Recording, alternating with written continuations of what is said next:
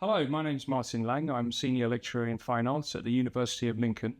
For a while, I've been interested in what's known as constructivist learning principles, which that basically means the idea that students aren't empty vessels to receive knowledge, but they're active participants that construct their learning through their experiences and, crucially, reflection on their experiences.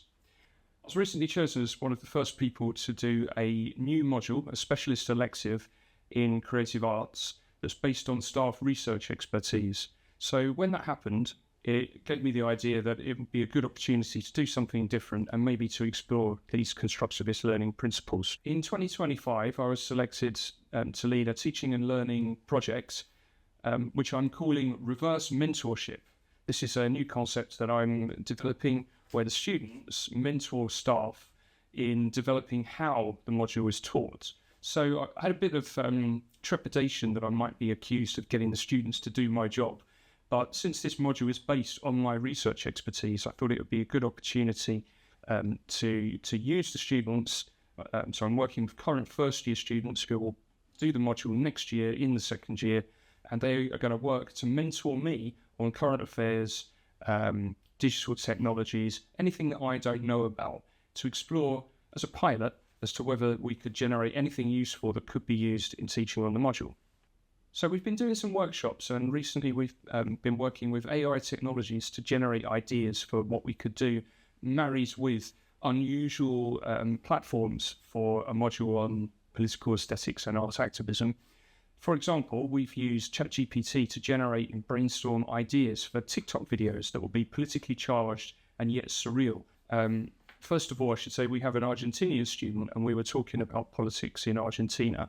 Some of you may not realise, but when Elon Musk set up the Department for Government Efficiency, or the DOGE, and he appeared on camera with a chainsaw bragging about the cuts that he's going to make, he was actually copying the Argentinian President Milei, who is a really strange character who not only did that, but takes economic advice from his pets, really. So this is what ChatGPT came up with. Inflation versus reality, the grocery store tango. The visual, it says, should be a girl in a dance outfit going into a supermarket with prices taped all over her. And she does a dramatic tango with a shopping trolley. The text overlay would be, try to buy food in Argentina without choreographing your whole salary.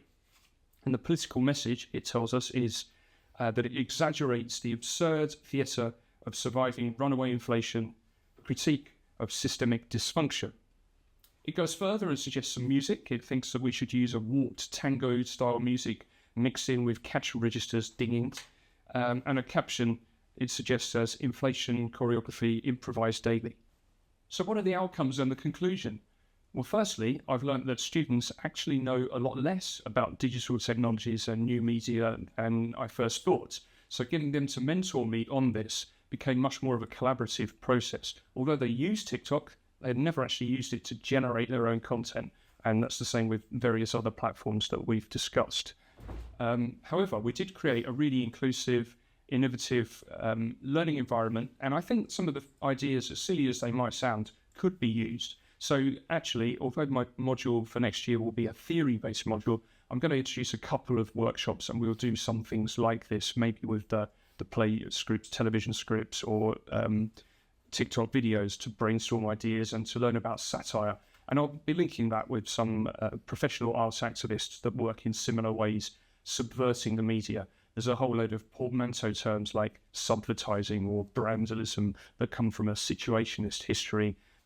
So the project did successfully manage to blend mentorship principles with those of constructivist learning principles, and it did manage to generate some materials that we could potentially use on the module.